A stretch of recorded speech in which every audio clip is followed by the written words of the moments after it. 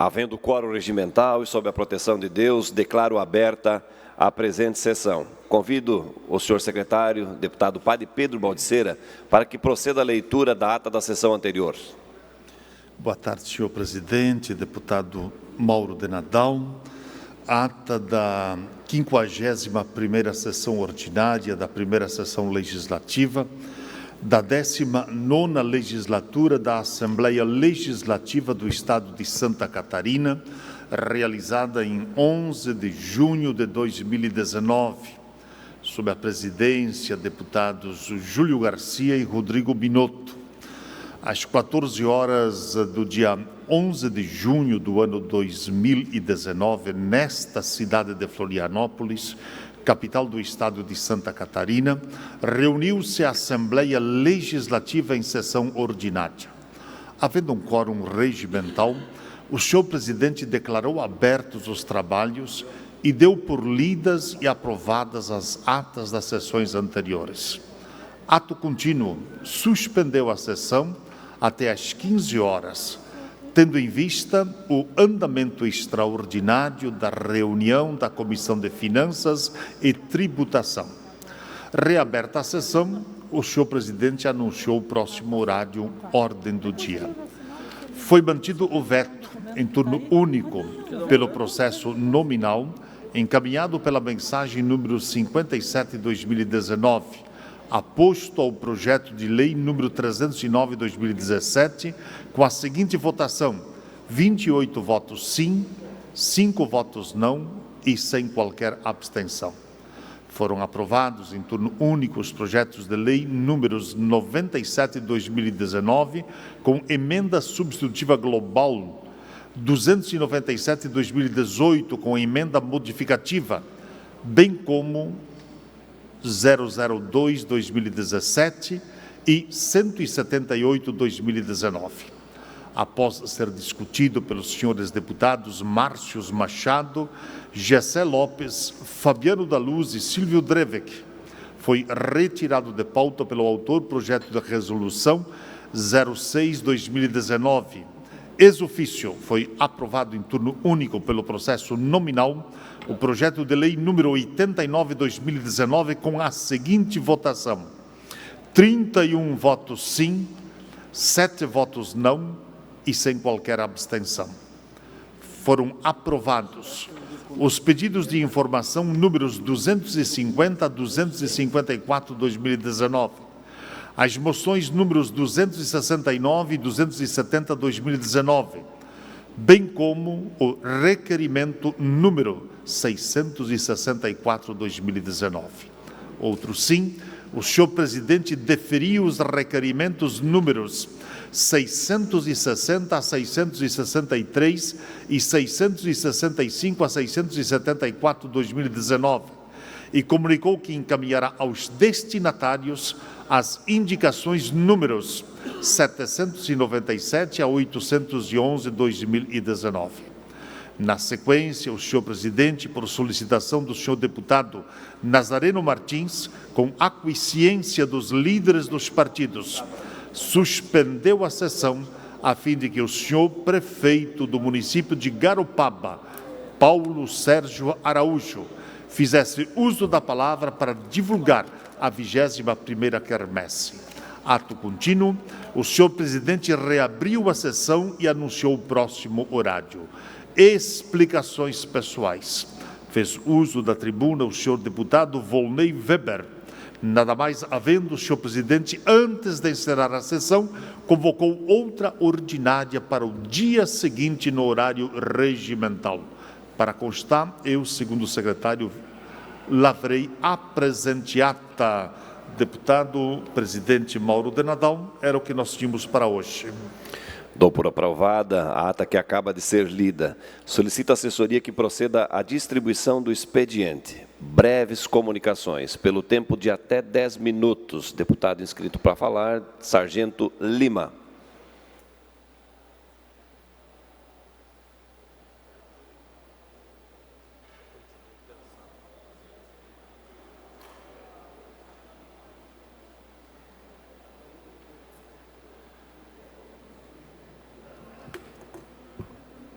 Senhor presidente, senhores membros da mesa, meus pares, aqueles que nos assistem pela TV-AL e aqueles que nos assistem pelos dispositivos móveis, também através das nossas redes sociais, o meu boa tarde.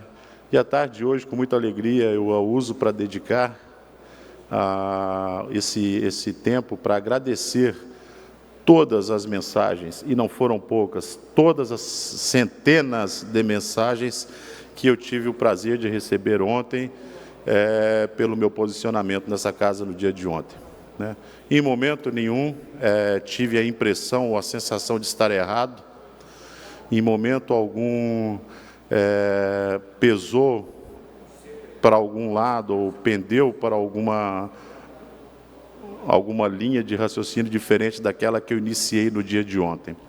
E para falar para cada um de vocês que esse parlamentar, o deputado estadual Sargento Lima, teve o prazer de, na noite de ontem, dormir tranquilamente, dormir o sono dos justos ontem na noite de hoje, na noite de ontem.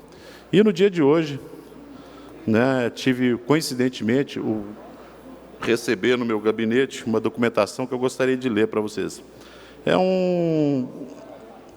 Encaminhada ao meu gabinete do Fórum das Entidades Empresariais, ao excelentíssimo senhor deputado Sargento Lima, que diz assim: prezado deputado, o Tribunal de Justiça de Santa Catarina tem estudado a possibilidade de deslocamento de das turmas de recursos, instância judicial que analisa em segundo grau os processos judiciais de competência juizados especiais que hoje funcionam na comarca de Blumenau, Chapecó, Criciúma, Itajaí, Joinville e Lages, para a capital do Estado a serem formada por juízes exclusivos. Ocorre que o teor do disposto, no artigo 41, no parágrafo 1º da Lei Nacional 9.099 de 95, as turmas de recurso devem ser regionalizadas e formadas por juízes que estejam em atuação no primeiro grau de jurisdição, tudo para prestação jurisdicional nas causas de menor complexidade, aconteça de forma célere e econômica, garantindo-se assim a própria essência da criação dos juizados especiais. Daí porque o Fórum das Entidades Empresariais dos Municípios de Lages reafirma a necessidade da permanência das turmas recursais nas diversas regiões do interior do Estado, respeitando assim as peculiaridades regionais e, principalmente, observando o princípio constitucional de acesso à justiça garantido no artigo 5º da Constituição da República. Olha que legal. Apenas para o registro, etc., etc., vamos para o terceiro parágrafo. A discussão deste tema, com a participação da sociedade civil, se faz necessária que sejam buscadas outras alternativas viáveis à manutenção das turmas recursais regionais, tais como a nomeação de mais juízes, assessores por uma, o que melhoraria a produtividade. Com vista naquilo que foi decidido nessa casa ontem, pode ficar tranquilo que vai sobrar dinheiro para isso, tá? Vocês terão recursos para tanto. Então, não precisa se preocupar, tá? Chapecó vai estar muitíssimo bem assistida, todas as cidades. Vou fazer questão de elencar aqui os locais aqui. Representando nesse ato, vou ler, é um pouco chato, mas eu vou ler, estou dentro do tempo ainda. A Associação Empresarial de Lages, a CIL, Câmara dos Dirigentes Lojistas de Lages, CDL, Sindicato Rural de Lages, Associação Rural de Lages, Sindicato da Indústria de Construção Civil de Lages, Sinduscom, Ordem dos Advogados do Brasil, Subseção de Lages, OAB, Associação dos Sindicatos Filiados à Fiesc, a Região da Serra Catarinense, Sindicato do Comércio Varejista de Lages, Sincoval, Sindicato dos Supermercados, Sigplan, Sindicato das Indústrias Metalúrgicas, Mecânicas e Material Elétrico de Lages, a Sinmel, Sindicato das Indústrias Gráficas de Lages, a Cigraf, Sindicato das Contabilidades de Lages, Sindicote, Sindicato dos Transportes Rodoviários de Bens do Estado de Santa Catarina, a Sindicam, Sindicato dos Estados das Serrarias, Carpintarias, Tornoarias de Lages, Sindimadeira, Sindicato de Hotéis, Restaurantes, Bares similares de Lages, Sindicatos de Cargas do Planalto Serrano, Setplan, Associação das Micro e Pequenas Empresas de Lages, Associação dos Engenheiros, Arquitetos, Agrônomos, UEA, Sindicato das Industriação de Panificação, Confeitaria de Lages, Sindiplan, Sindicato das Indústrias, Setor Têxtil e Confecção de Lages, a Sinditêxtil, Associação dos Municípios da Região Serrana, Amures, a Observatório Social de Lages, Sindicato das Indústrias, Celulose e Papel, Simpesc, Conselho Podem dormir tranquilo. Segundo o que foi decidido ontem aqui, vai ter recurso para tudo isso. E Frau Lima estava com semblante carregado ontem, não, mas eu tive um momento de alegria que me fez lembrar da nossa ex-presidente impeachmentada, quando ontem eu pessoalmente escutei numa das justificativas, após apresentar a defesa da minha tese, a seguinte frase: vamos ver se a gente não consegue se lembrar da Dilma. Aqui, quem ganhar não vai perder, quem perder só vai ganhar. De uma profundidade. Eu escutei isso ontem. Aqui, quem ganhar não vai perder, e quem perder não ganha, e quem perder não vai ganhar. Me fez lembrar da nossa ex-presidente Dilma, nas suas pérolas ali. Muito obrigado, era isso aí. Ainda em breves comunicações, pelo tempo de até 10 minutos, deputada Paulinha, inscrita para falar.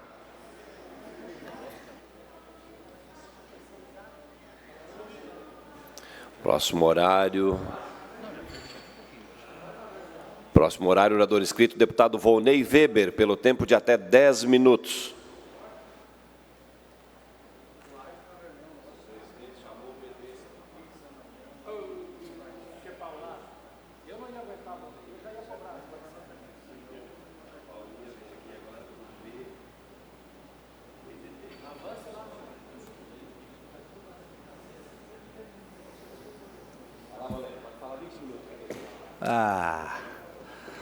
Vamos estourar o tempo regimental, então. Bom, senhor presidente, boa tarde aos companheiros deputados, deputadas, quem nos acompanha, quem acompanha as redes sociais também. Deixo aqui a minha saudação de um bom dia. Bem, hoje eu venho a essa tribuna para fazer uma manifestação de alegria pelo município de São do Gero. Hoje o município de São do Gero comemora 57 anos de sua emancipação. E na condição de munícipe, ex-prefeito e agora deputado com origem naquela comunidade, naquela cidade, quero prestar homenagem à história, aos que fizeram a sua história. O meu município teve origem com a ocupação de colonos alemães que vieram para Santa Catarina há cerca de 150 anos. Primeiro foram acolhidos na colônia de Teresópolis, às margens do rio Cubatão, cuja sede ficava onde hoje está localizado o município de Águas Mornas. A partir de 1870, cerca de 50 famílias migraram para o sul com influência do pároco da comunidade, Padre Royer, que apontou a existência de terras férteis ainda ali não ocupadas. Antes foi preciso solicitar permissão para ocupar terras do vale que faziam parte do lote da Princesa Isabel. A história de São Lugero tem raízes forjadas no trabalho e na religiosidade de seu povo, que posso resumir com a palavra fé. O trabalho foi intenso, com a ocupação de uma área de matas densas que aos poucos foi se transformando numa comunidade com perfil cada vez moderno. A fé foi manifesta com a construção de uma pequena capela de madeira, posteriormente destruída num incêndio e logo substituída por outra, de tijolos e mais ampla. O nome do lugar surgiu em função de dois padres devotos de São Ludgero, um guerreiro santificado de sua região de origem na Alemanha. A religiosidade motivou a construção de um seminário, que há cerca de 100 anos já formava padres na comunidade. Adiante, nos anos 40 do século passado, outro seminário foi erguido. Mais uma vez, o incêndio está no meio desse processo, ocorrido em 1956, aonde praticamente destruiu todo esse seminário. É lógico, sobrou ali as paredes, na época, feito de uma forma muito robusta, e ali se motivou, então, uma reforma e ampliação das dependências. Com o encerramento das atividades do seminário, nos anos 70, passou a propriedade ao Estado e depois ao município, e lá é que hoje funciona a sede da Prefeitura. A vila cresceu, incorporada ao território de Braço do Norte, tinha na agricultura familiar sua principal atividade. O povo trabalhador forjou sua economia baseada nas lavouras e criação de animais, que até hoje são atividades pujantes. O processo de emancipação começou a ser trabalhado na década de 60. A emancipação de Colônia, comunidade que pertencia a Orleans, e em seguida de São Lugero, e a posterior a unificação das duas áreas formou o novo município com território de 120 km². O espírito empreendedor fez dos cidadãos de São Lugero pioneiros em diversos produtos e serviços, fazendo com que a cidade hoje contempla empresas que ganharam destaque, principalmente no segmento do plástico. São Lugero conta atualmente com quase 15 mil habitantes e tem um elevado índice de desenvolvimento urbano, bem como um produto interno bruto invejável para municípios de seu porte ou até maiores. Em 2018, consagrou-se como o primeiro e até então o único município a ter 100% do saneamento básico tratado no âmbito urbano e também no âmbito rural do nosso país. Agora completa 57 anos de emancipação política, motivo pelo qual parabenizo o meu município e a toda a comunidade. Parabenizo e agradeço a todos os que, com o seu trabalho, empenho e fé, ajudam a construir a história e o progresso de São Lugero. Tenho muito orgulho de representar meu município nesse parlamento. Quero dizer para vocês todos que realmente, numa cidade de povo trabalhador, não diferente pelo nosso estado, ali se constrói histórias. E quero deixar aqui, de coração, o meu grande desejo de sucesso a todos que moram e que escolheram esse pedaço de chão para ali construir as suas famílias, construir a sua história. Desejo aqui também, no dia de hoje, a todos os namorados, pelo seu dia, né? Inclusive, para minha esposa, que a gente continua sendo eternos namorados. Então, meu grande abraço a todos e que esse dia seja muito feliz. Ainda em breves comunicações, pelo tempo de até 10 minutos, deputado inscrito para falar, deputado Maurício Skudilarki.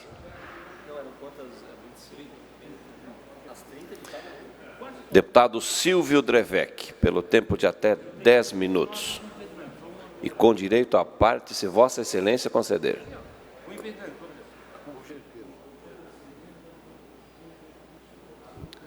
Obrigado, senhor presidente, senhores deputados, senhoras deputadas, deputado Mauro de Nadal, que preside essa sessão, deputado Padre Pedro, que acabou de fazer a leitura da ata da sessão de ontem. O assunto que me traz a essa tribuna no dia de hoje refere-se a um pronunciamento que fiz há poucos dias atrás com relação a nossas rodovias, ferrovias, aeroportos, entre outras. E defendi nesse pronunciamento, como ao longo do meu mandato, dos mandatos, melhor, que passei aqui na Assembleia, defendendo não só a tese, mas a prática da concessão do nosso sistema viário e ferroviário, principalmente quando aqui me manifestei da nossa ferrovia, que precisa ser tratada com urgência, do oeste para o leste catarinense, ou seja, para nossos portos aqui no litoral catarinense. Mas o que eu quero falar no dia de hoje, trata-se de uma rodovia que é de pouco conhecimento e que foi realizada no governo anterior, o governador Raimundo Colombo, mas que foi também aqui, por todos os parlamentares, apoiada e inclusive aprovado o financiamento, que é a rodovia da integração do Planalto Norte com o Vale do Itajaí e, por consequência, Florianópolis. Essa rodovia, que inicia-se lá no município de Papanduva, passa por Itaiópolis, Rio Negrinho e sai ali em Doutor Pedrinho. Por investimento de aproximadamente 250 milhões. Mas esse investimento ele tem o seu retorno a longo prazo. Porque além de encurtar a distância do Planalto Norte com o litoral e com a capital do estado, Florianópolis, é um corredor que vai permitir, principalmente no escoamento da produção, e mais uma vez entra aí as exportações, que vêm de todo o Planalto Norte, inclusive não só do Planalto Norte, do oeste do Paraná, do meio oeste catarinense, que pode utilizar esse trajeto, encurtando essa distância. Então isso é chamado um menor custo Brasil.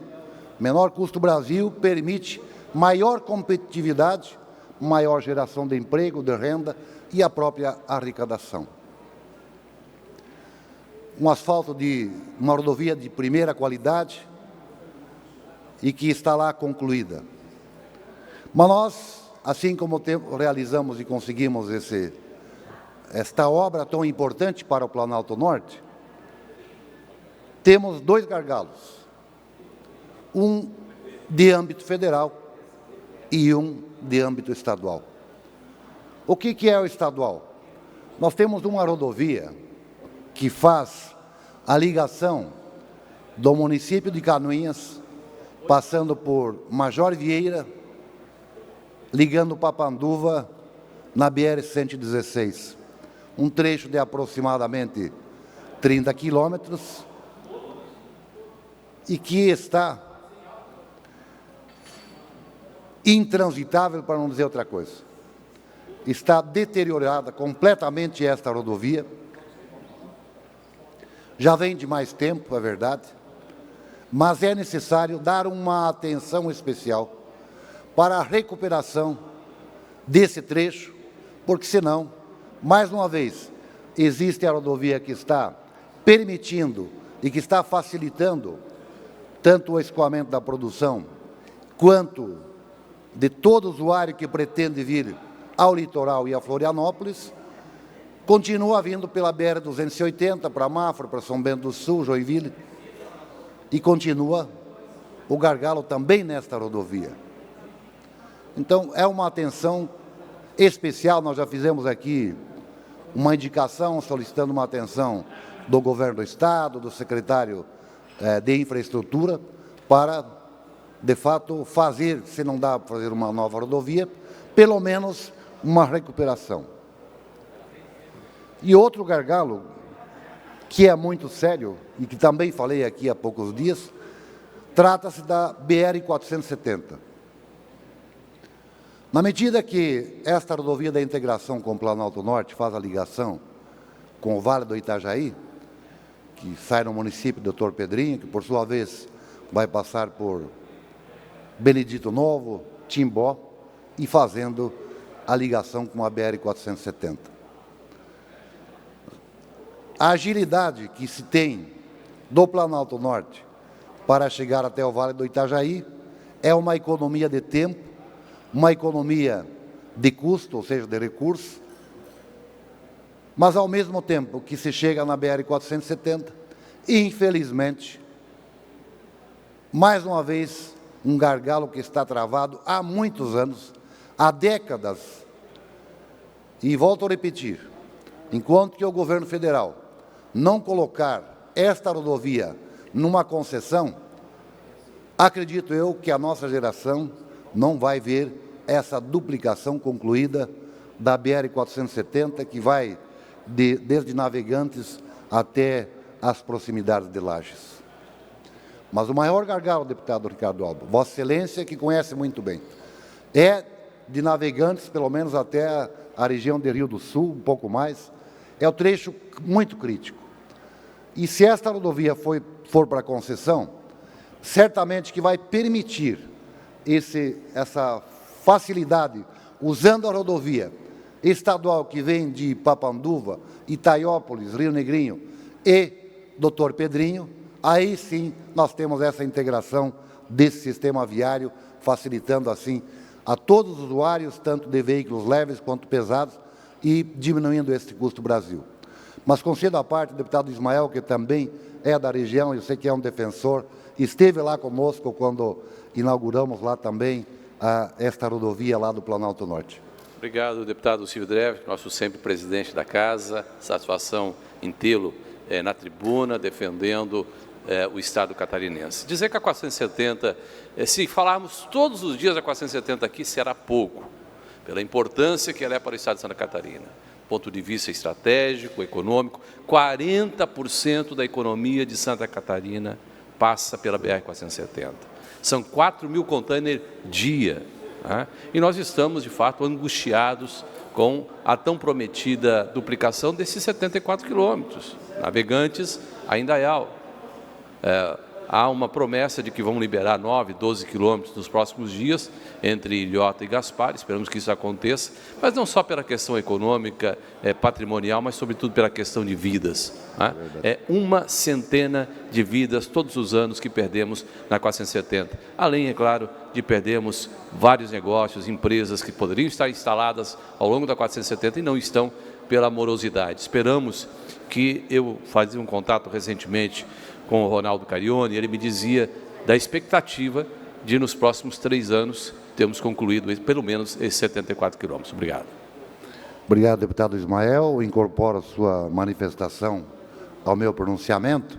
E Vossa Excelência lembrou muito bem, além da economia, além da agilidade, o grande problema é os acidentes que muitas vezes têm levado inúmeras pessoas a serem vítimas fatais, ou seja, levando a óbito. Então, esse é outro aspecto relevante nessas nossas rodovias. E, volto a repetir, a BR-470, na minha avaliação, é a rodovia mais perigosa para transitar dentro do Estado de Santa Catarina. Além dos gargalos que fica impedido, muitas vezes horas e horas parado, porque não flui o trânsito. Além disso, nós temos acompanhado toda semana, como disse o deputado Ismael, os acidentes que ocorrem, quando numa óbito há pessoas mutiladas, que ficam com sequelas, e isso também tem um custo, além da vida das pessoas, é aquelas vítimas que vão para os hospitais, que ficam muitas vezes meses, outras que não se recuperam mais. Então, tudo isso tem que ser levado em consideração, e por isso nós vamos continuar aqui nessa tribuna, mesmo que com dificuldade de superar essa fase da concessão, que pode levar tempo, mas não podemos perder de vista que essa rodovia, mesmo aquele trecho sendo concluído pelo governo, precisamos pensar no trecho que segue em frente, e aí não vejo a não ser uma concessão. Obrigado, senhor presidente. Não havendo mais oradores inscritos em breves comunicações, passamos ao horário destinado aos partidos políticos. O primeiro horário de hoje pertence ao Partido dos Trabalhadores, pelo tempo de até 6 minutos. Fará uso da palavra deputado Padre Pedro Baldiceran.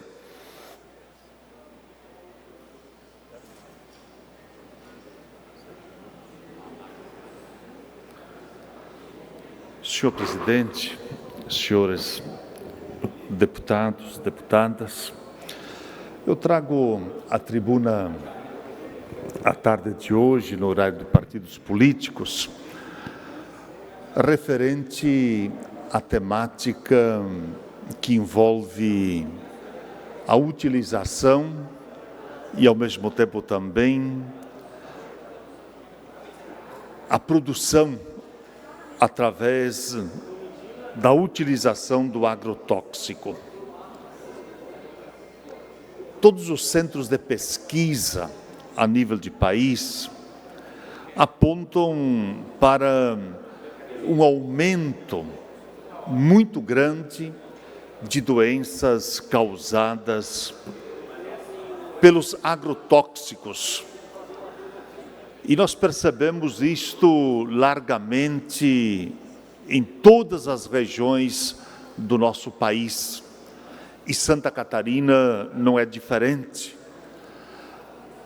Pesquisa desenvolvida pela Associação Brasileira de Saúde Coletiva, a Abrasco, e ao mesmo tempo também pelo próprio Ministério da Saúde, através da Fundação Oswaldo Cruz, mostram que os agrotóxicos em nosso país são responsáveis por problemas neurológicos, motores e mentais, distúrbios de comportamento, problemas na produção de hormônios sexuais, infertilidade, puberdade precoce e tantas outras consequências. O relatório da Abrasco, que é a Associação Brasileira de Saúde Coletiva, diz que muitos agrotóxicos proibidos na União Europeia e nos Estados Unidos são utilizados sem nenhum controle em nosso país. Enquanto o mundo revê as políticas relacionadas ao agrotóxico, buscando incentivar a produção agroecológica, a produção orgânica, o Brasil bate o recorde.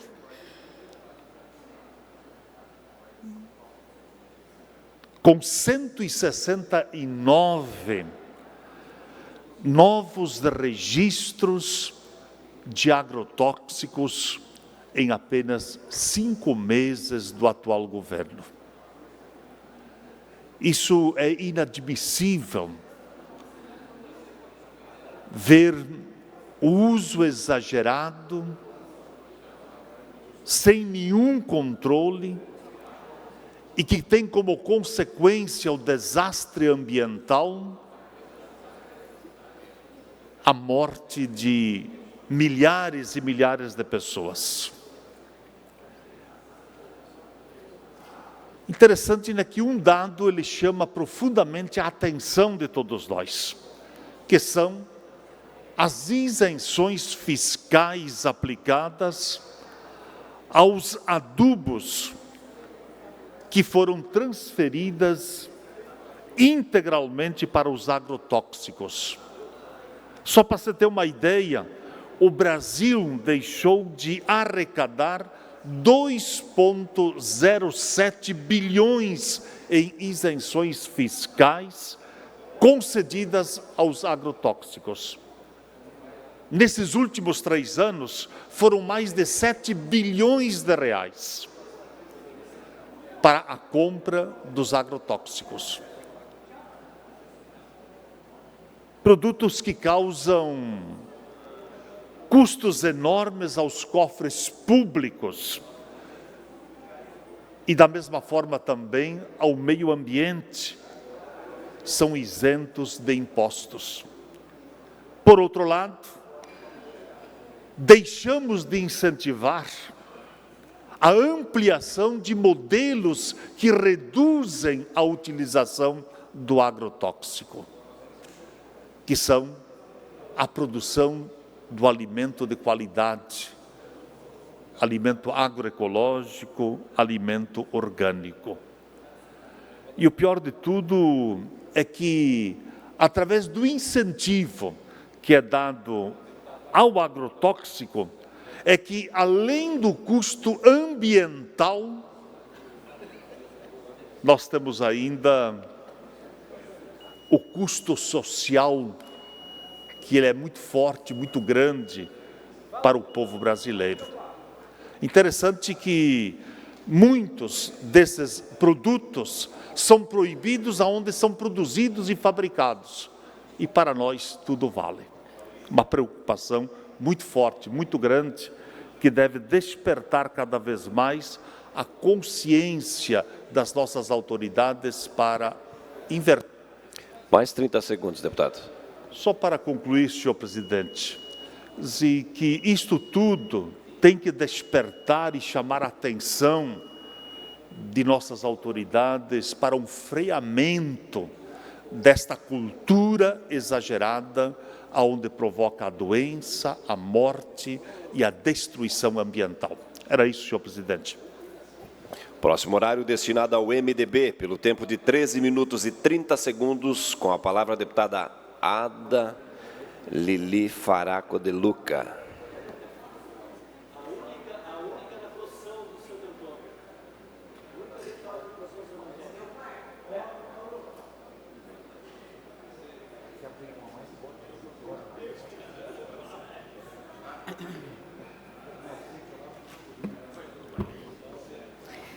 Senhoras e senhores, boa tarde. Público que nos assiste pela TVA, pela rádio Alesc, volto ao tema aqui novamente para falar da mulher.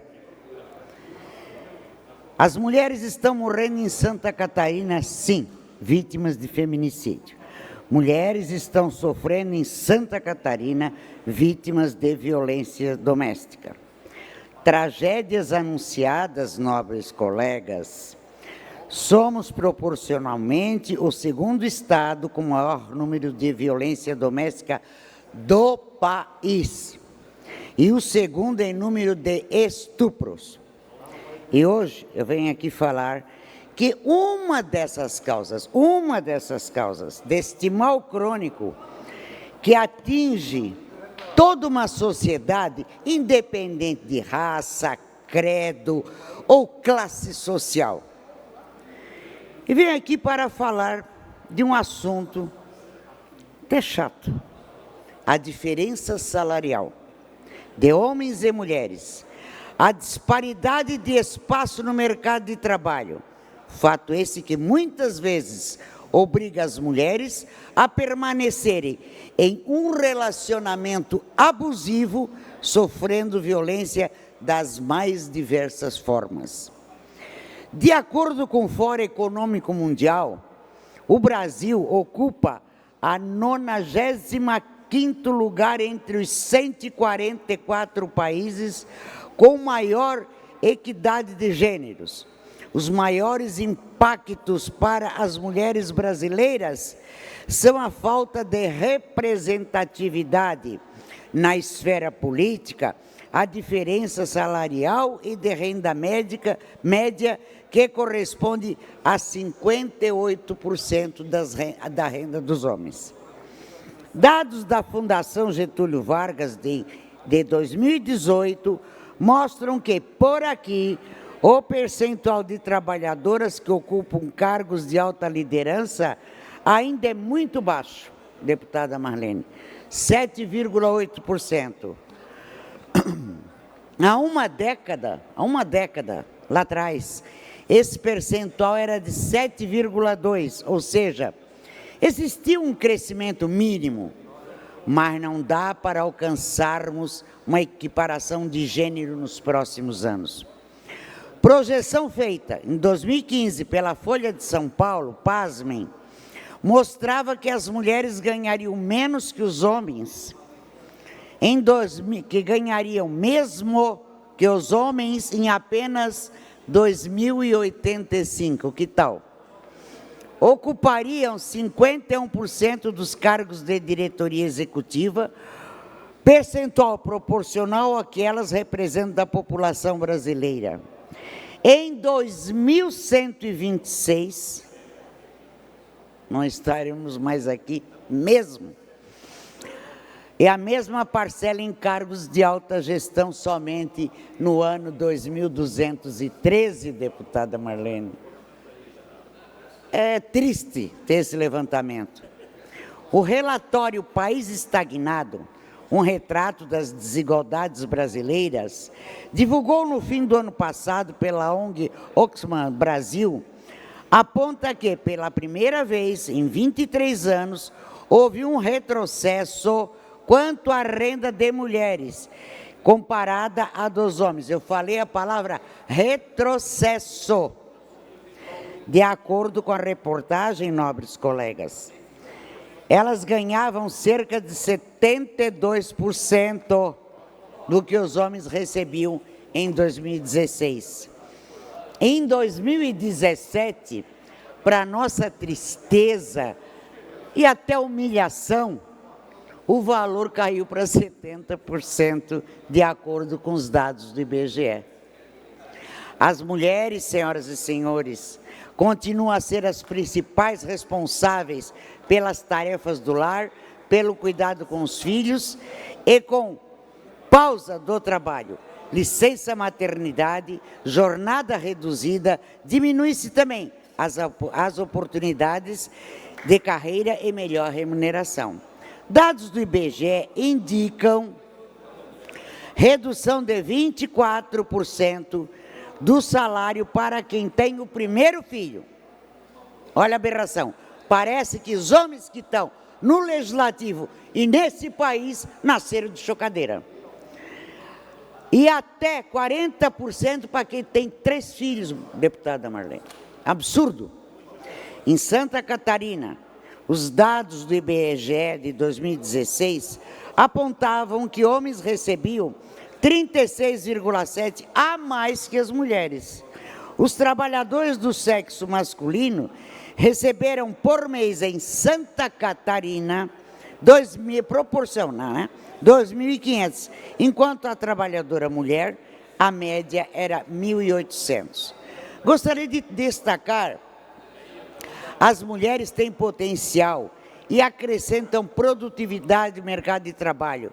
Prova disso é que o estudo global realizado pelo Instituto Peterson de Economia Internacional, com 21.980 empresas em 91 países, identificou que as companhias com até 30% de lideranças femininas tiveram aumento de 15% na sua rentabilidade. Isso é um dado importante, é bom ficar antenada, porque nós podemos. No entanto, o mesmo estudo constatou que 60% não tem mulheres em seus conselhos de administração. Claro, no conselho é bom, não precisa colocar mulher. Mais de 50% ainda não tem mulheres em cargos de alta liderança e menos de 5% delas têm como o CEO. Precisamos avançar em passos mais rápidos e intensificar políticas de incentivo à participação da mulher no mercado de trabalho, incluindo no cenário político, onde representamos poucos, somos muito poucos, somos 10%. A mulher precisa ter o seu trabalho reconhecido, garantir espaço e conquistas na sua independência financeira. Muito obrigado. Próximo horário destinado ao Bloco Social Liberal PSL-PL, pelo tempo de 13 minutos e 30 segundos. Para uso da palavra, deputado Ricardo Alba.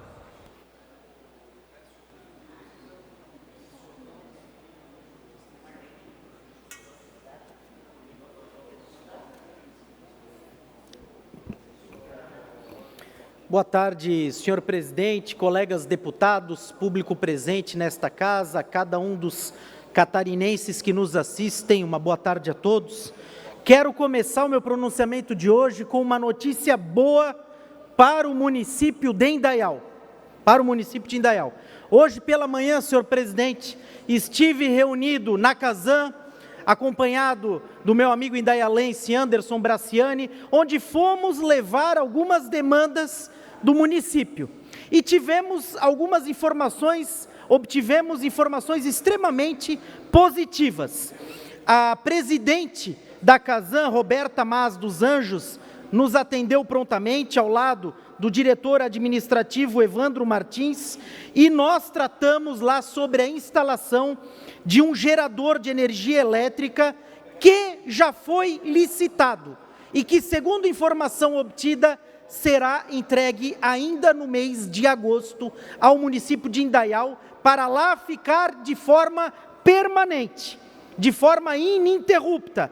Ou seja, mesmo havendo queda de energia, o que infelizmente acontece com frequência na região, o abastecimento de água a partir do envio desse gerador não vai mais ser comprometido. Então, conseguimos dar um encaminhamento para essa demanda importante do município de Indaial, obtivemos importantes respaldos da presidência da Casan. Parabenizo a presidente Roberta pelo trabalho e pelo pronto atendimento ao município de Indaial.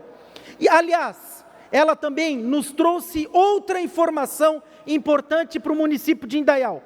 Vão ser construídos mais 3 reservatórios de água, um no bairro Encano, um no bairro Benedito e outro no bairro Rio Morto. E um ainda será entregue este ano, no mês de dezembro. Ou seja, duas notícias extremamente positivas para o município de Indaial, vindo do governo do estado.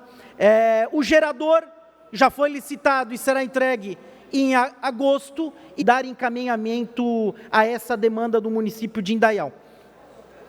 Aliás, falando em governador Moisés, hoje estive reunido na agronômica com o governador Moisés e com a superintendência da Polícia Federal. Uma demanda, tratando sobre uma demanda antiga do município de Blumenau e de todo o Vale do Itajaí, senhores deputados, que é a instalação de um posto de emissão de passaporte em Blumenau. E tivemos um sinal positivo da Superintendência da Polícia Federal.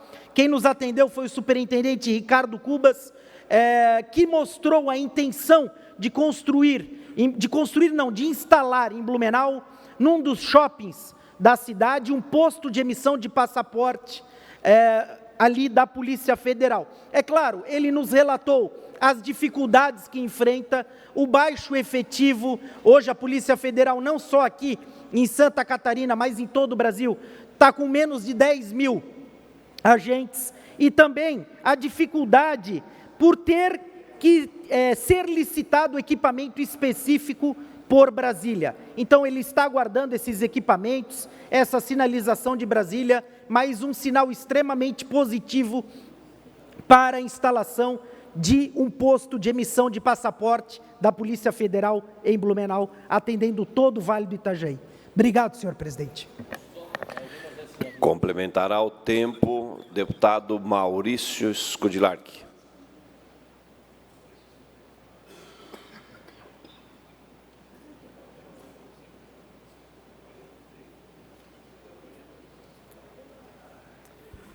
Senhor presidente, senhores deputados, público que nos acompanha, só para concluir esse tempo aí do nosso partido, e nós tivemos na sexta-feira lá em Chapecó, onde estava presente o ministro Sérgio Moro, e onde na reunião lá que encerrou a visita do ministro, que veio confirmar o que ele já tinha de informação, já que o diretor do DPEM, Departamento Penitenciário Nacional, que é subordinado ao Ministério da Justiça, é o Bordignon, que é um delegado da Polícia Federal, é de Palmas, no Paraná, vizinho ali com a região de Chapecó, Xanxerê, São Lourenço, e Abelardo Luz, mas especialmente Palmas, fica ali pertinho de Abelardo Luz.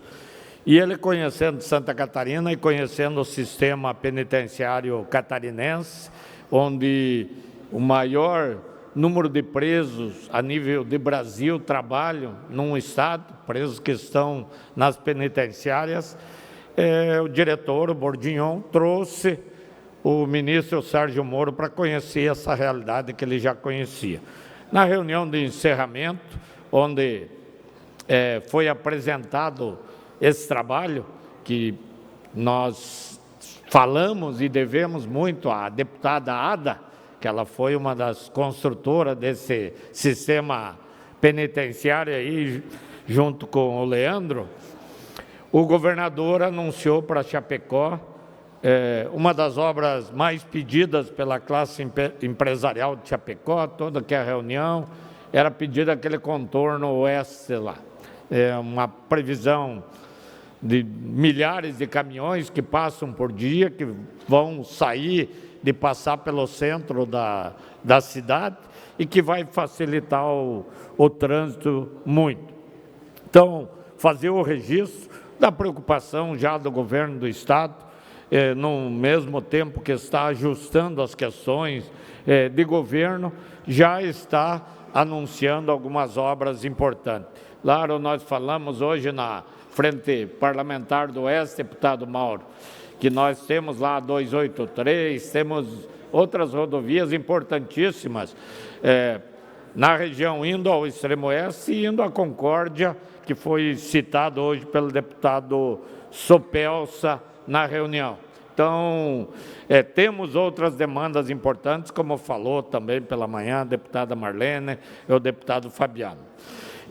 Mas já aproveitando para falar da visita que teve o ministro Sérgio Moro, e que eu tive a oportunidade de conversar alguns minutos com ele, todos conversaram, uma pessoa simples, uma pessoa tranquila, uma pessoa transparente, que agora estão fazendo um carnaval, porque criminosos entraram lá nas mensagens dele, e estariam divulgando o conteúdo.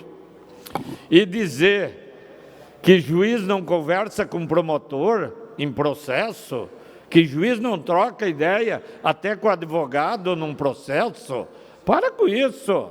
Então, todos os juízes, o juiz na comarca julga todos os casos do promotor e normalmente são amigos que, principalmente no interior, os dois vieram de outro município, no domingo acabam almoçando junto, estão sempre reunidos com a família junto, e isso não tira a independência das suas decisões e também não impede que até converse sobre esses assuntos.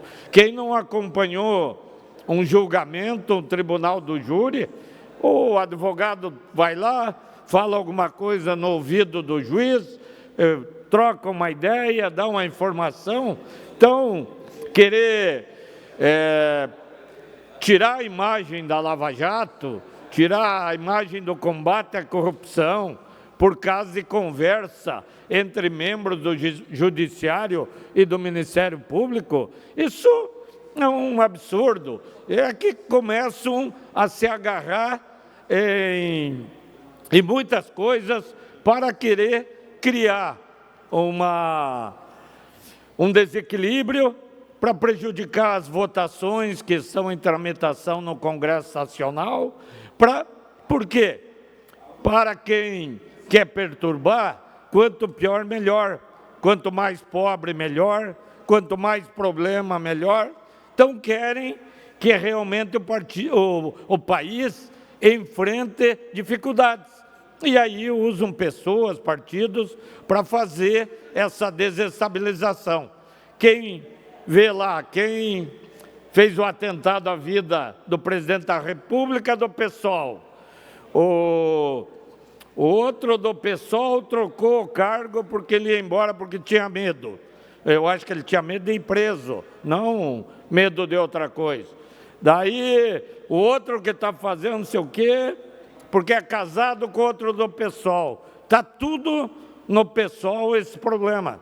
Então, não dá para a mídia ser liviana e se basear nesses pequenos, nesses detalhes, para criar grandes problemas para um país. Nós temos que pensar, às vezes até para você cumprir a lei, quantas vezes no exercício dessa atividade, como delegado de polícia, ia lá, conversava com o juiz, se era o caso de pedir uma prisão preventiva, se era o caso de pedir uma busca. Isso os atores da justiça são obrigados a fazer. Sempre com algum colega delegado, sabia, está investigando aquele tal caso, por que você não faz assim, não faz assado? Isso é uma coisa normal, natural, que querem fazer, que foi um conluio. Ora, as provas são robustas, as condenações estão aí.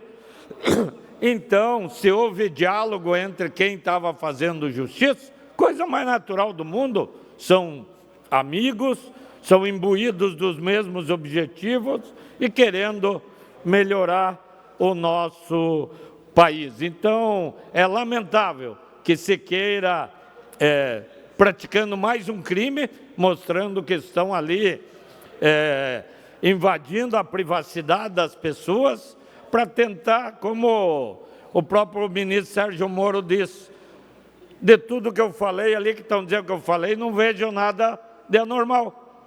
E não tem nada de anormal na conversa dele.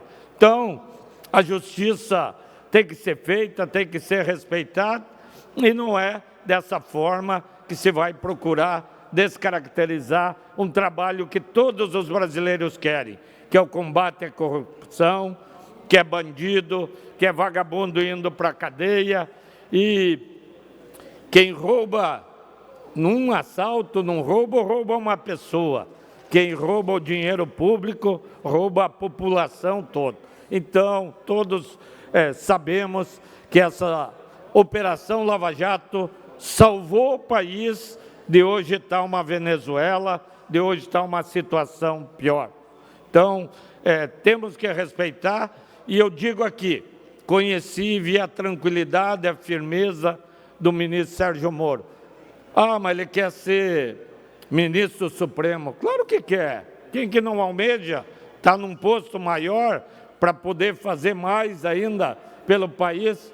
Fez um caminho que é o caminho normal. Os outros ainda eram advogados de certos políticos para chegar a ser ministro do Supremo. Ele ainda escolheu o melhor caminho, que é aceitar o convite e ser ministro da Justiça. Obrigado, senhor presidente. Próximo horário destinado ao bloco parlamentar PP, PSB, PRB e PV. Pelo tempo de até 12 minutos, com a palavra o deputado Ivan Nats.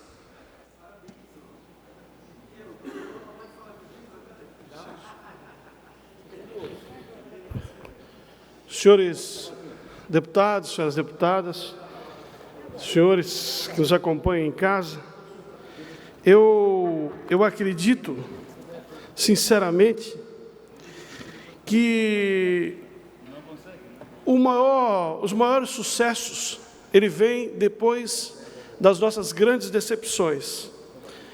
E a justiça é um valor que nasce no coração da gente. E nela se revelam certas coragens que é preciso ter. Um cidadão que não tem coragem não tem princípio de justiça. Não tem princípio de justiça. E a coragem nunca me faltou.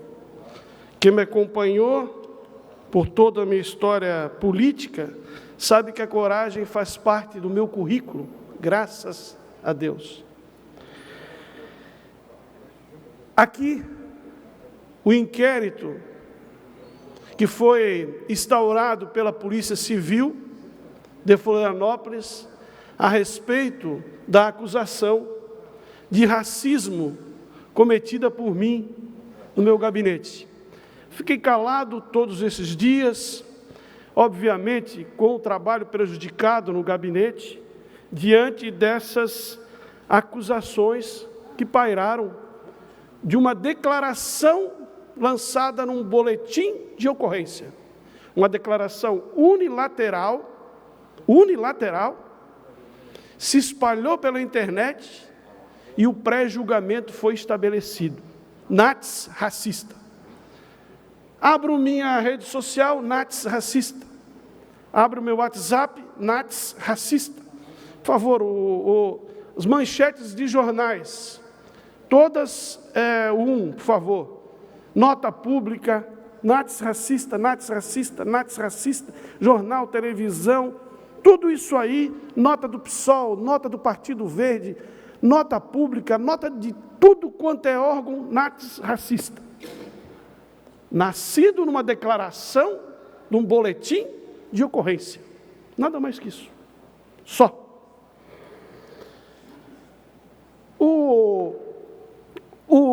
Logo em seguida a essas manifestações, imediatamente, o item 2, por favor, sai a primeira nota antirracista. A Secretaria do Movimento Negro do PDT comunica que a denúncia de injúria, o PDT é o primeiro partido a se manifestar. Imediatamente a denúncia do boletim, a publicação do boletim. O PDT faz a primeira nota. Depois, a nota do meu partido, Partido Verde, 3, por favor. Vem a nota imediata do Partido Verde. No mesmo dia, sai a nota do Partido Verde. Todo mundo sabe aqui que nós estamos, todos os partidos, em problemas de debate partidário. Todos aqui sabem. Todos os partidos estão passando por processo de adequação. No Partido Verde também não é diferente. No primeiro dia sai a nota do Partido Verde. No dia, o 4, por favor. No dia 20, o meu assessor, Fábio, a qual eu tinha o maior carinho, tratava como filho, o maior respeito que tinha por ele, o recebi como comissionado do meu gabinete, manda para o meu chefe de gabinete uma mensagem. Bom dia, doutor. Tenho um médico às 10 horas. Eu não consigo ler daqui. Tenho médico às 10 horas. Devo me atrasar um pouco. No mesmo instante que ele diz que tem médico às 10 horas, ele está na delegacia fazendo um boletim de ocorrência. Um boletim de ocorrência com uma perfeição extraordinária. Ipsis, litras, letra, vírgula, ponto, artigo, quem estava em pé, quem estava sentado, o que inferiu, 15 dias depois do fato. O fato ocorreu, 15 dias depois ele foi lá, lançou um boletim de ocorrência, até quem estava em pé, quem estava sentado. Pode seguir. O Fábio, então, faz o boletim e diz que está doente. No dia 23, ele vai ao médico. E ele vai ao médico levado por um assessor da deputada Paulinha. Ele vai junto com o médico, com o assessor da deputada Paulinha. O assessor da deputada Paulinha acompanhou ele no médico. E lá, ele, junto com o Vinícius, sai de lá com atestado médico de 15 dias. Eu queria que fosse o item 5, por favor. Essa é uma fala Bom dia, doutor. do Fabinho. Eu não compareci ontem, eu tive médico, mas não conseguiram me dar um diagnóstico. Hoje, novamente, eu tenho médico. Eu estou passando por um problema de saúde bem complicado. Eu tenho psiquiatra quinta-feira, 7 da manhã, e eu vou precisar de uns dias para voltar aí ao normal, à rotina normal. Hoje eu não compareço novamente, dependendo do que o médico me falar, porque hoje eu vou no posto de saúde ver se eu consigo uma consulta com um doutor que já me acompanha de algum tempo, e dependendo do que ele me disser, daí amanhã eu vou trabalhar normal, e quinta-feira eu tenho psiquiatra de manhã. Então, essa semana vai ficar um pouquinho complicado para mim. Bom, então, o Vinícius sai de lá, o Fábio sai de lá do médico com atestado de 15 dias. Por favor, para mostrar o atestado. É o item, só seguindo os itens aí, os 6. O atestado é esse daí. 15 dias atestado. CID, dor na barriga. CID Mediquieste, dor na barriga. O médico dá para ele um atestado de 15 dias, porque ele reclama que tem dor na barriga. Um negócio um absurdo. Ele tem dor na barriga, ganha 15 dias de atestado. Então, ganha o atestado. E aí, esse é o atestado. Aí, ele confessa para uma das funcionárias do gabinete, a minha funcionária Thaisa, de que ele recebeu uma proposta de emprego da deputada Paulinha. Que ele recebeu uma proposta de emprego da deputada Paulinha para trabalhar no gabinete. E ele, já muito amigo do presidente do Partido Verde de Florianópolis, irmão do presidente do Partido Verde de Santa Catarina, e também cunhado da mulher do presidente do Partido Verde de Santa Catarina, os dois trabalhavam no meu gabinete, já sabendo que iam ser demitidos, porque eu comuniquei a eles na segunda-feira, que na sexta-feira eles seriam desligados do gabinete. Então, eles começam a armar o Fábio, o Guarani e o Guaraci, presidente do partido, armar uma fraude para me descreditar socialmente. Correram para o gabinete da deputada Paulinha, porque todo mundo sabe aqui que a gente tem um debate com o próprio da questão dos pedágios urbanos, que é um debate que está esquentando lá na nossa região, lá em Bombinhas, é um debate que envolve muito dinheiro, tem muita coisa envolvida, e correu para o gabinete da deputada Paulinha. E lá ele, então, publica esse vídeo de atestado, por favor. De atestado. Isso aqui, ele publica esse vídeo de atestado. Dor na barriga.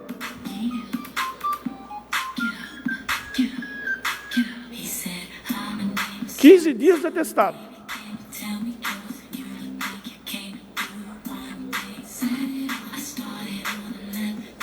Está de atestado. Não pode trabalhar. Tudo bem, tá bom. Segue o vídeo, quem quiser pode ver lá na internet. Então, eu sou obrigado a falar para vocês o histórico que aconteceu aqui dentro. Até para botar um ponto final nisso. Não é nada pessoal, acho que todo mundo pode cometer erros. E receber um gabinete, receber um assessor, mais alguém que a gente tem um debate judicial que foi demitido do gabinete, no gabinete da gente, e ficar com eles lá 40 minutos conversando, não é uma medida inteligente para o parlamento. Se chegar qualquer pessoa no meu gabinete e falar mal de um deputado, ele não vai nem entrar lá. Então, eu queria mostrar para vocês o seguinte. Eu tenho necessidade de mostrar, pode mostrar, por favor. Mas o meu tempo vai ser... As imagens que seguem foram do monitoramento da TV, do monitoramento da Assembleia Legislativa. Depois eu preciso de 5 minutos depois. O servidor Fábio sai às 11h40 do meu gabinete. Ele sai do gabinete. Depois, ele junta-se Guarani Fagundes, que foi demitido do meu gabinete às 13h04, eles se encontram ali, e às 13h46 seguem para o gabinete da deputada Paulinha. Os dois, o demitido e o Fábio. Fábio deixa o gabinete do deputado Ivanates às 14h01. Olha lá vai o Fábio. Conversa ali. Depois eu precisar de 5 minutinhos. Cede. Então, o Guarani, muito bem, lá vai o Guarani e entra no gabinete da deputada Paulinha, no dia. E o Fábio entra também. O deputado Paulinha, o Fábio chega no gabinete da deputada Paulinha às 13h38. Lá chega a deputada Paulinha, no gabinete.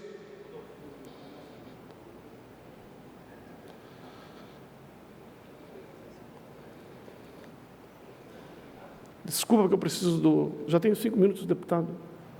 O Fábio chega na deputada, vai se encontrar, o Fábio vai no gabinete da deputada Paulinha, se encontrar com o Guarani, que já está lá. Lá vai o Fábio.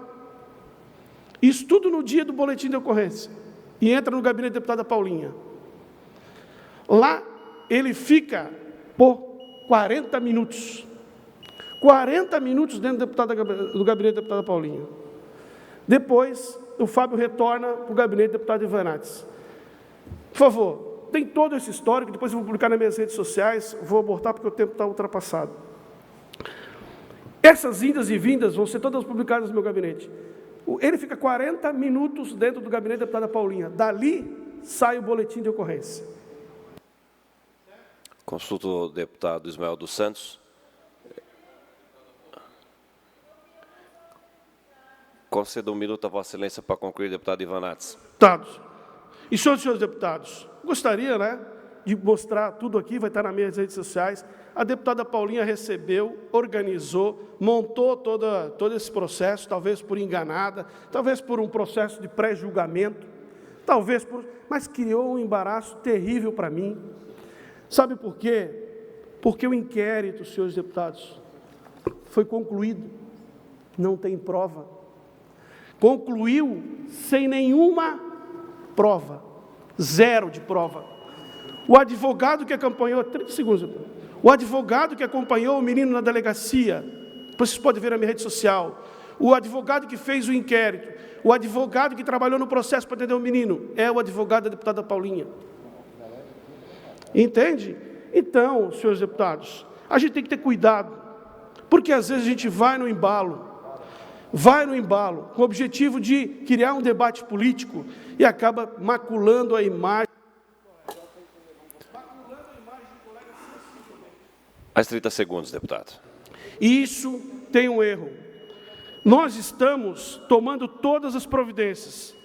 Tem aqui falas da deputada Paulinha me acusando nas redes sociais. Tem falas de pré-julgamento da deputada Paulinha no grupo dos deputados, fazendo a primeira a se manifestar, fazendo acusações pesadas contra mim. Não sei por que motivo, mas uma campanha difamatória que me desculpa. E para encerrar, eu quero dizer para vocês que já foram ajuizadas 2 ações. Uma, de denunciação caluniosa, e outra, de indenização de dano moral contra o funcionário Paulinho, contra o servidor Fábio, que eu espero que seja processado e julgado procedente. Pela ordem, deputado Sargento Lima. Na tarde dos fatos ali, eu fui convidado pelo deputado Ivan Nats a visitar uma unidade do Corpo de Bombeiros Civis. Me convidou, eu aceitei de pronto e falei ao deputado, vou passar no meu gabinete pegar minha arma, e ele disse, eu vou até no meu gabinete entrar em contato com o motorista e alguma coisa nesse sentido. De verdade, não prestei atenção no conteúdo, mas nos acordamos de nos encontrar lá. Chegando lá no gabinete, já na entrada, ele falou assim, aqui nós somos uma grande família, e tinha um bate-papo do interior do gabinete, uma algazarra, um movimento assim de descontração, e foi dito o seguinte, com certeza, isso eu me lembro bem do senhor falando, com certeza estão planejando alguma coisa em relação ao jantar, porque aqui, a gente sempre organiza alguma coisa nesse sentido, comida e tal, e todos muito alegres ali. Me apresentou um por um dos funcionários deles, da esquerda para a direita, ali quando nós entramos, fizemos um movimento ali circular dentro do gabinete, de entrar por uma porta e sair pela outra. Ele pegou o tempo de entrar, apresentar e sair ali. Não sou senil, muito menos surdo, e reconheço que essa acusação, eu li o conteúdo, o senhor bem sabe disso, fui dar depoimento, deputado, e sei que seria uma situação de crime. Eu não deixei e continuo sendo funcionário público. Se eu tivesse escutado algo dessa natureza, só pode ter absoluta certeza que eu me manifestaria. A absoluta certeza mesmo, eu iria me manifestar. Se foi dito alguma coisa ali, seria ao pé do ouvido de alguém, naquele movimento que deveria ter durado ali olha, no máximo 5 segundos, que voltou para se transitar por uma sala, e assim como foi dito, aquilo que está descrito no boletim de ocorrência, poderia ter ter uma ofensa contrária que eu também não escutaria. Não prestaria atenção naquilo ali, até porque o nosso foco era pegar uma chave, uma bolsa. E detalhe, já na entrada do gabinete dele, já estavam combinando alguma coisa de se encontrar com a sua esposa, eu acredito na cidade de, me desculpe... De Ilhota? De Ilhota, e esse foi o conteúdo da conversa. Como eu disse, eu não sou senil, não sou gagá, não sou surdo, e se tivesse escutado, iria me manifestar. É uma obrigação minha vir aqui e falar isso, para que qualquer dúvida, se houvesse, que seja dissipada. Obrigado, senhor presidente. Próximo horário destinado ao Bloco Social Democrático, PSD, PDT, PSDB e PSC. Fará uso da palavra pelo tempo de até 15 minutos. Deputada Paulinha.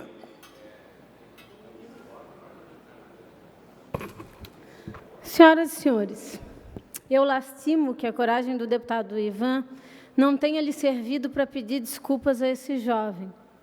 Um jovem de 25 anos que, sim, sofreu e foi vítima de injúria racial. O Fábio está aqui, é aquele garoto que está ali sentado de óculos. Quero dizer para vocês que em nenhum momento, assim, o deputado Ivan pouco me conhece, assim, eu sou uma pessoa que tenho tanto amor no meu coração, um amor que transborda de tal maneira que eu não me sinto e não me permito afetar por provocações, por rancores ou nada disso. O deputado Ivan se utiliza da estratégia de atacar uma política criada em minha própria cidade, se reúne com os meus adversários, mas nem por isso lhe deixei de tratar de forma respeitosa e fraterna nessa casa. E todos os seus inimigos, ou muitos daqueles, deputado, em razão de achar que nós somos inimigos, me procuram, não vou dizer nem residualmente, com mais frequência do que eu gostaria até no meu gabinete, para falar de faltas que o senhor, porventura, possa ter cometido que não são da minha conta.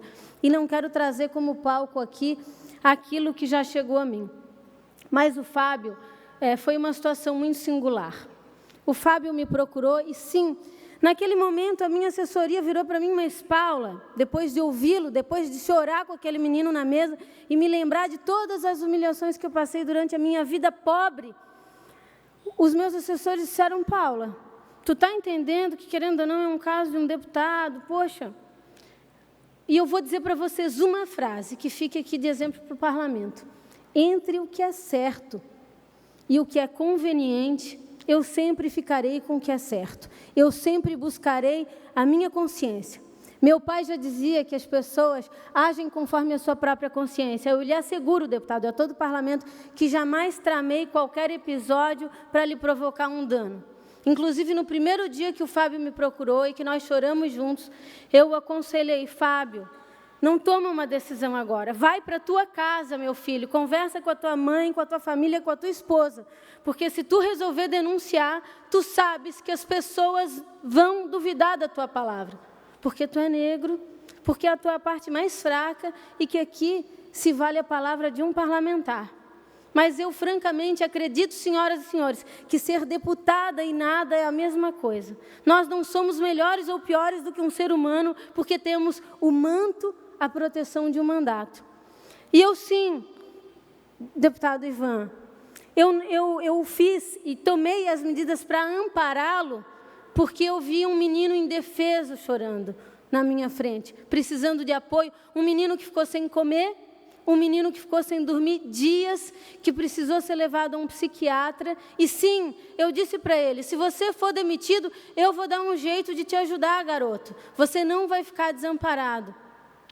Mas antes que eu teça mais comentários, eu quero que vocês ouçam o que aconteceu não de mim, do próprio Fábio. E eu quero lhe dizer só isso, deputado. Eu acredito que Vossa Excelência não tenha feito com o intuito de magoar o Fábio. Muitos atos de racismo nesse Estado acontecem sem que a gente se dê conta, que os brancos se deem conta. E por isso eu peço, até para recuperar a voz, que se exiba o vídeo que eu trago nesta tarde. Olá pessoal, meu nome é Zé Santana, eu produzo conteúdo audiovisual para a internet e essa semana aconteceu aqui na UFSC uma roda de conversa, um espaço de discussão, onde pessoas contaram situações constrangedoras do dia a dia, casos de racismo que sofreram e eu fiz um breve registro de tudo isso. E é isso que vocês vão assistir agora. Eu acho que o cara vai fiscalizar o caixa, não eu.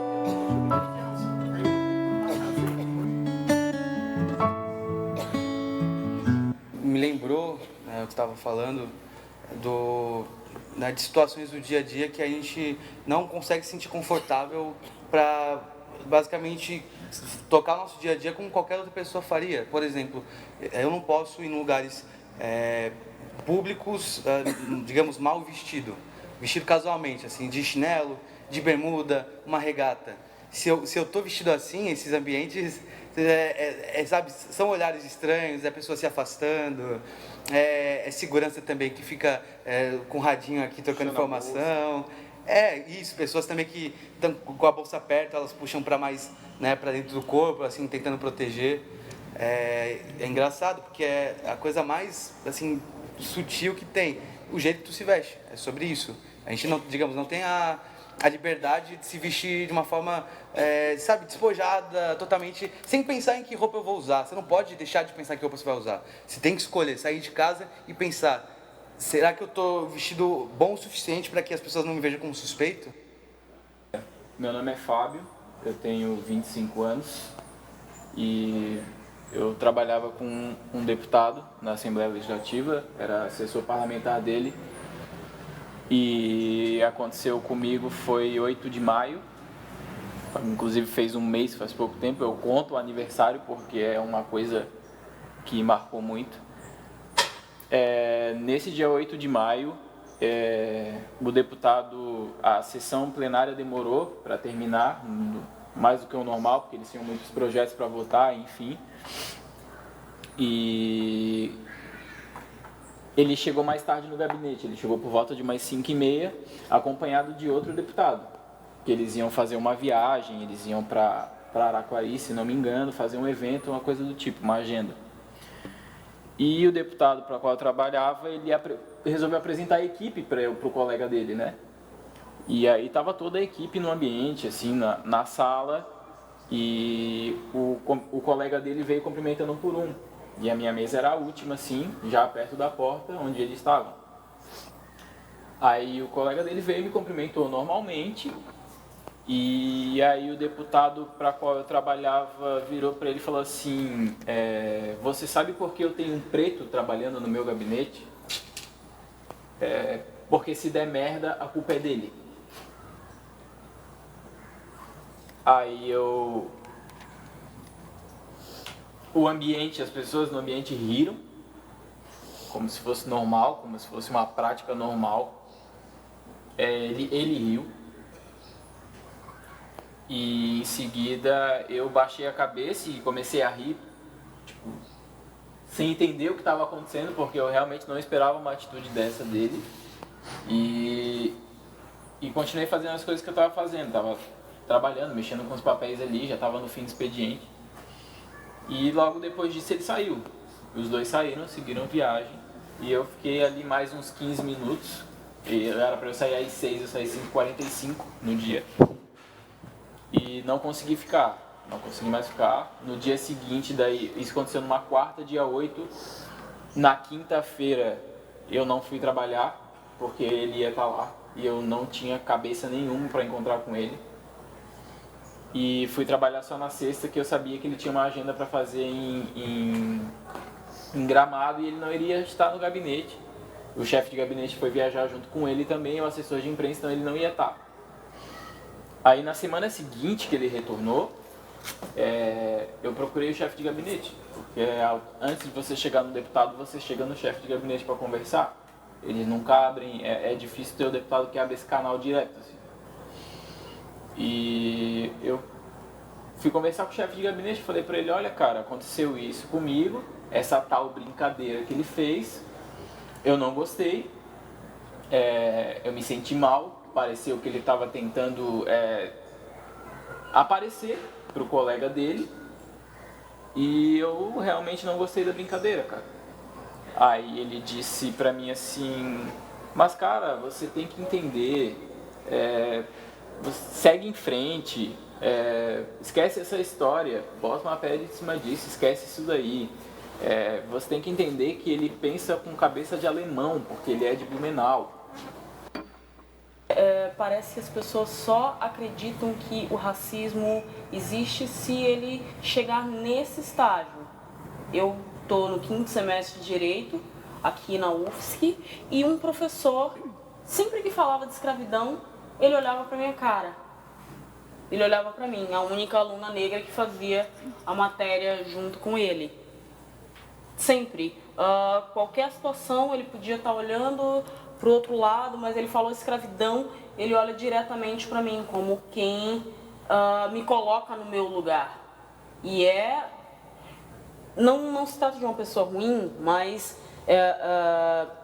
é uma coisa tão enraizada que a gente não vai percebendo. É desse olhar que te coloca no lugar, que te localiza, daí as violências só pioram. A hipersexualização das mulheres, dos homens negros, a questão do estigma com a violência também. A tua palavra sempre vai valer menos, né? Independente da quantidade de provas que você tem, sempre será lançada uma dúvida por isso. E as pessoas não estão dispostas a te ajudar. Porque muita gente, isso na minha sala, citando um caso leve, que é do professor Me Olhar, quando ele fala de escravidão, as pessoas perceberam, mas ninguém partiu na minha defesa, ninguém, pelo menos, falou outra coisa. As pessoas não intervêm, não participam. Isso é muito da responsabilidade das pessoas brancas, tá?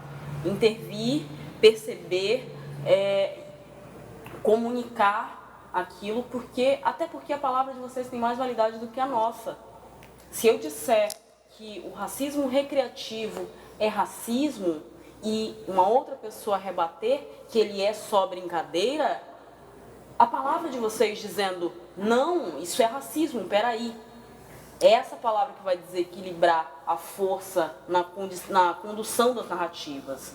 E eu resolvi enfrentar, mesmo sabendo que é um deputado estadual, mesmo sabendo que tem recurso, mesmo sabendo que vai ficar todo mundo contra mim, que eu não vou ter testemunha. Eu resolvi enfrentar porque é uma causa. É a nossa causa, é o meu povo, é a minha pele que é educada para desviar desse tipo de coisa. A gente sempre é orientado a evitar o racismo, como se a gente fosse o culpado do racismo, sabe? Porque se eu fico quieto para essa brincadeira dele, imagina o que não ia acontecer no resto do mandato dele, no resto dos 4 anos que ele tem pela frente da cadeira. Para concluir aqui a minha fala, eu quis trazer para vocês o depoimento do próprio jovem. E eu, de modo algum, eu estou aqui para lhe estabelecer um julgo, deputado Ivan. Porque quem julga esses casos nem somos nós. Ainda que a justiça preveja medidas, esse julgo é de Deus. O que eu lhe faço, eu jamais traria esse vídeo a esta sessão se não fosse exposto o tema assim, dessa forma, por Vossa Excelência. O que eu lhe faço é um apelo, que Vossa Excelência reconheça para esse jovem que cometeu um equívoco e que diga para ele, Fábio, meu filho, foi uma brincadeira sem graça e eu te peço perdão, porque é assim que um homem de coragem, quando falha, deve agir. Esse menino tem apenas 25 anos.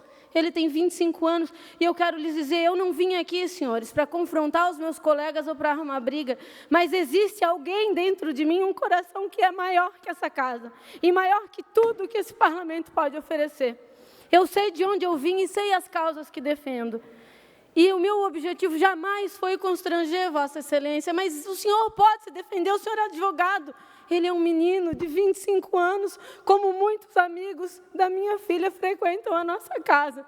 Como eu ouvi nesses dias de uma amiga negra da minha filha, que ela se nega a ir ao shopping quando a minha filha convida, porque ela não aguenta mais a humilhação de ser seguida ou vigiada pelos seguranças. Isto é o que acontece com os jovens negros no nosso estado, porque os brancos se calam e porque a gente não tem a dignidade de, quando erra, quando falha, olhar para um jovem, olhar para uma pessoa negra e dizer, olha, me desculpe, essa brincadeira não foi proposital. Isso acontece todos os dias. E eu fiquei envergonhada dessa situação ter acontecido aqui no parlamento. Eu chorei muito nesse episódio, muitas vezes. Chorei com o Fábio, chorei com os meus amigos negros, chorei de ser deputada neste parlamento, nesse momento. E quem me conhece sabe da minha coragem e da minha força, da minha bravura para defender questões. Mas essa questão me tocou, porque o parlamento, esta casa, deputado Ivan, e eu lhe falo de forma muito fraterna, não pode jamais fechar os olhos para o racismo, para o preconceito. E quando nós errarmos, a gente tem, sim, que ter a coragem de dizer perdão. Eu faço isso, Fábio, por ti, por todos os jovens negros de Santa Catarina. E te peço também perdão, Ivan, porque o meu objetivo não é fazer disso uma batalha campal pública, mas que a gente seja digno e faça com que o parlamento de Santa Catarina seja digno na defesa dos menos favorecidos. Para os senhores, eu tenho a cópia do que disse o psiquiatra desse garoto, que eu tenho acompanhado e que liga de madrugada, às vezes, desesperado, porque não consegue dormir. Mais um minuto para Vossa Excelência concluir, deputada. Apenas, eu acho, gente, e eu peço perdão pela emoção, há causas que têm que ser de todos nós, e esta é uma delas. Eu não desejo nenhuma punição para Vossa Excelência, eu só desejo que o Fábio seja preservado, seja cuidado, assim como todas as pessoas negras que são tão meritórias de direitos como nós. Obrigada, senhor presidente.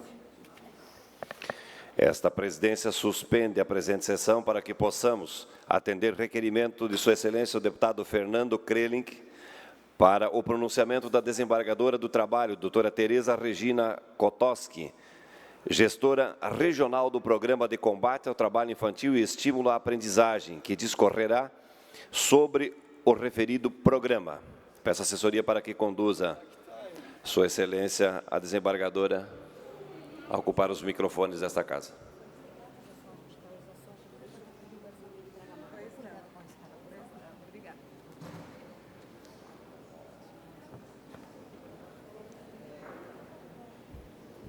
Excelentíssimo senhor presidente desta sessão, deputado Mauro de Nadal, excelentíssimas senhoras deputadas, excelentíssimos senhores deputados, senhoras servidoras e senhores servidores dessa casa, senhoras e senhores aqui presentes. Devo agradecer inicialmente a oportunidade de realizar esta fala, conforme solicitação do deputado Fernando Krelink, autorizada pela presidência.